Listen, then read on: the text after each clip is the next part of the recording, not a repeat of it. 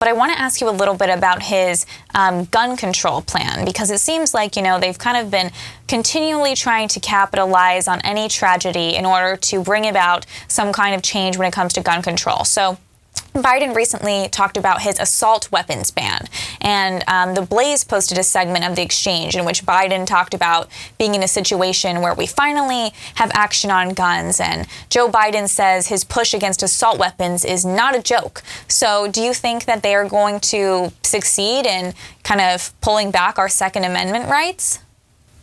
I don't think they'll succeed because the Supreme Court has upheld several cases already where the right to bear arms is in the Constitution. The purpose of the Supreme Court is to ensure that all laws are constitutional.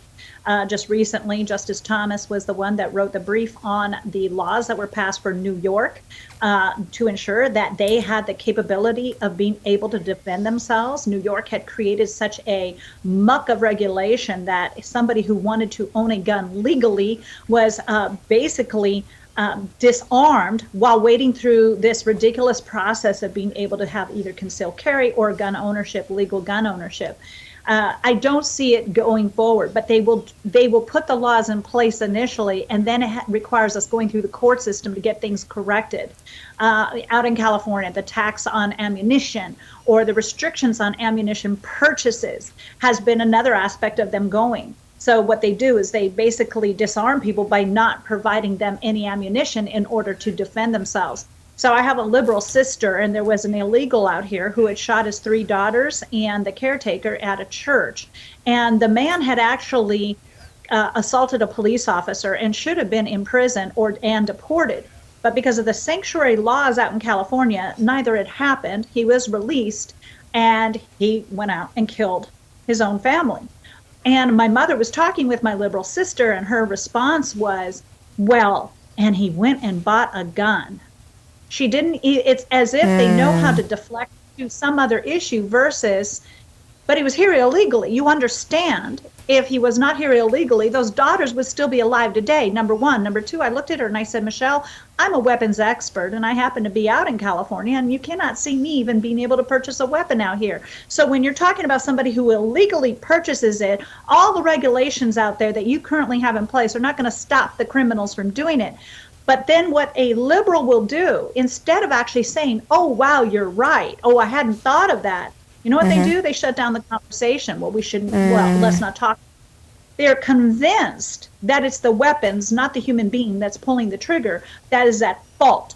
And when you get into that mindset, there's really no winning, because unless it's somebody who's open-minded about the position of weapon ownership.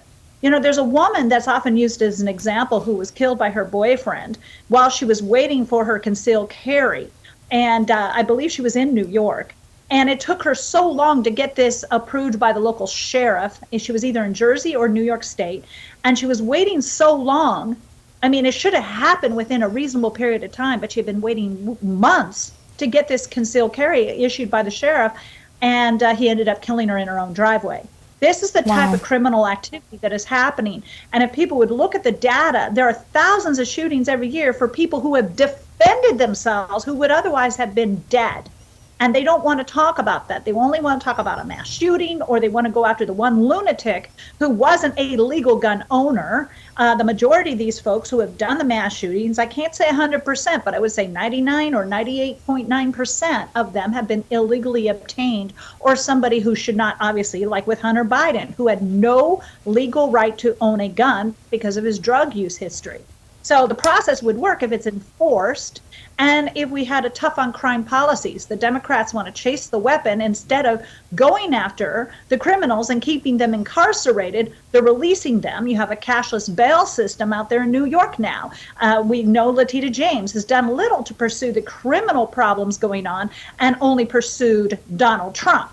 So you have these aggressive AGs that are just by default not protecting the very people that elected them into office and going after their agenda to make sure that they can water down our Constitution to a point where it's almost unrecognizable. Right. Absolutely. Well, Jessie, thank you so much for your insight. I appreciate it. Well, thank you so much for inviting me, Danielle. It's a pleasure to join you anytime.